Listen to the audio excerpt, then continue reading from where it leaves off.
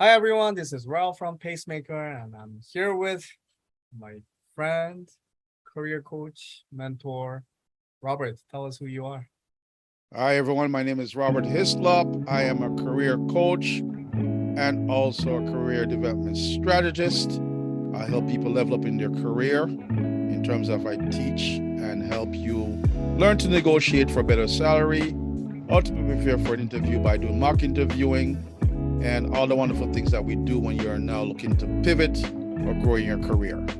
Exactly. Thanks for joining us again. Robert, like I said, I was talking to a lot of clients who has been struggling to get a job in Canada as they're newcomers or they're trying to come to Canada in the near future. And I understand that they wrote their resume in different format. And I told them that we need to reorganize that. So I asked you to come in and then let's go over what we usually see it on the market and then what we're familiar with, right? Yep. Well, absolutely. So, everybody know you start out with your name at the top of your resume, right? Gotta have that there. Then you're gonna put in a professional email address with a contact phone number, possibly. And then if you have a LinkedIn profile, it'd be great to put up the link to your LinkedIn profile on the top of the resume also. Then you're gonna move down to a summary where you're gonna list your experience, your knowledge, the things that you are able to prove to a potential employer that you're capable of doing these things. A brief overview of who you are and what you're about. Then below that, you're gonna start listing your experience of where you've worked. And preferably you're gonna put in the name of the company. You're gonna put in the position that you held at the company. You're gonna put in the location of the company. And you're gonna put in the dates, not just the year, but you're gonna put in the month that you started and ended with the respective organization. Because if you put in 2022 to 2023, that means you probably worked there for a year. A year. You worked there for a month, if that. Where if you put January 2022, then we know you've been there for a year.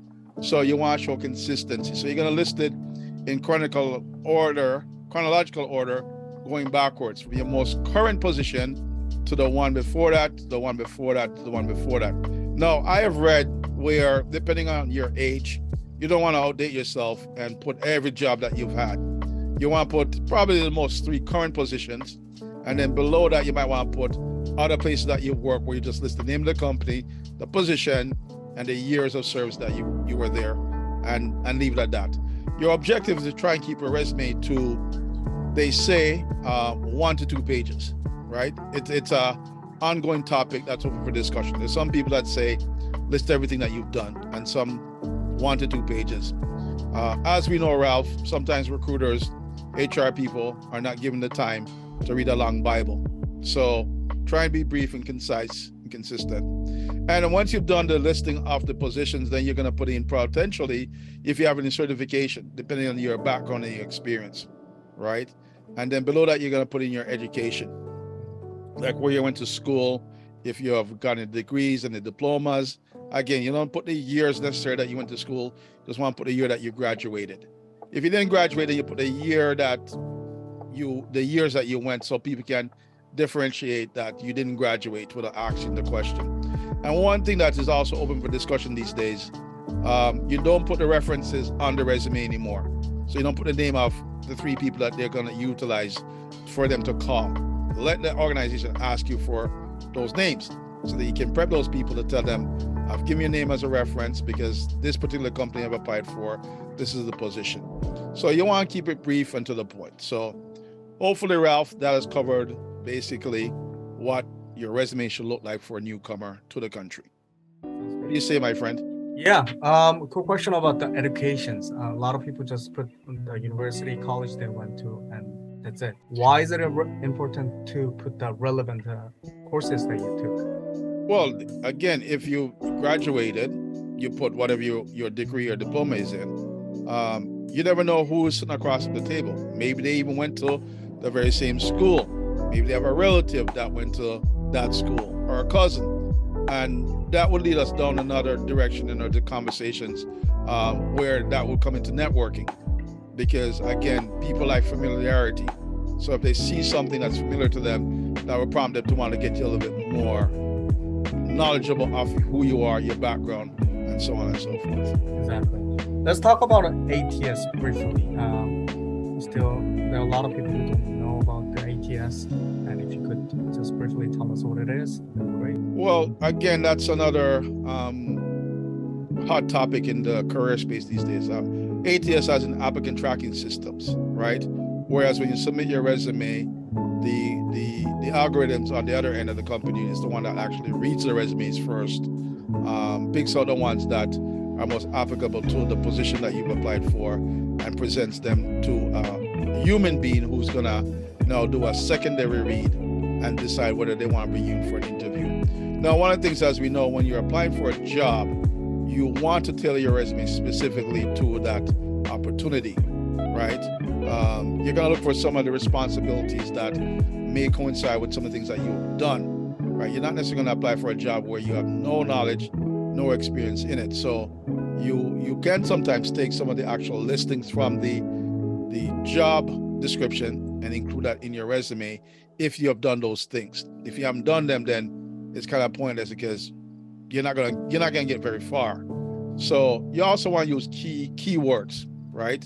But it's again an ongoing discussion where you're getting screened up because of the applicant tracking system versus a human being that's reading the resume at the first touch. So just keep doing what we do. Send out resumes. Hopefully a human being gets to read it and call you in for an interview. Yeah. Now, we don't put the full address anymore. We just put the city, the province, and then plus the what is it, postal code, right? You don't have to put you could put the postcode and not put the postcode. You could put the city and the province, and the phone number and a professional email. And like I said earlier, if you're on LinkedIn, put your LinkedIn linked in there.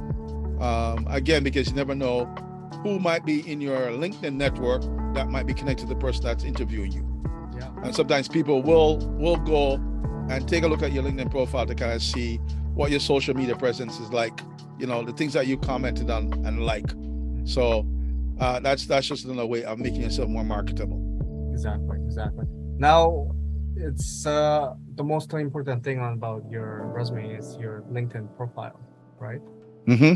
And they don't really care about which city you are right now, but they like to see your LinkedIn profile. That's the first thing they check.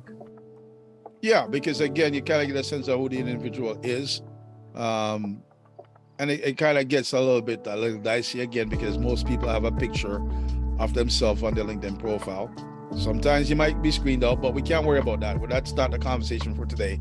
But you just have to have a professional presence, right? So the world knows who you are and what you're about. You're marketing yourself. So you're a brand. So you want to look good. You want to sound good. You want to present good. Exactly. Well, thank you very much, sir. I think that's it for today. I just wanted to do a quick go over the resume templates we have. And one thing we're missing here is a skill set, hard skills, soft skills, but that's something extra we're going to go over, which is very important. Well, again, depends on the position that you're applying for, right? If you're a computer person, then you're going to put all different languages that you know and that you can code in.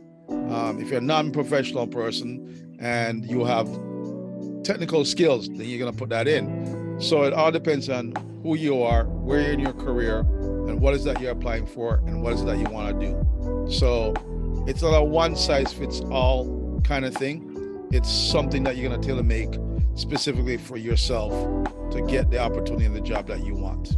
Exactly. So I wish everyone good luck, and I hope you all have achieved what you came here to do. Robert, any last words? No, my friend, we're just going to call it Ralph and Robert Career Reasonings. That's what we're going to call our little sessions here.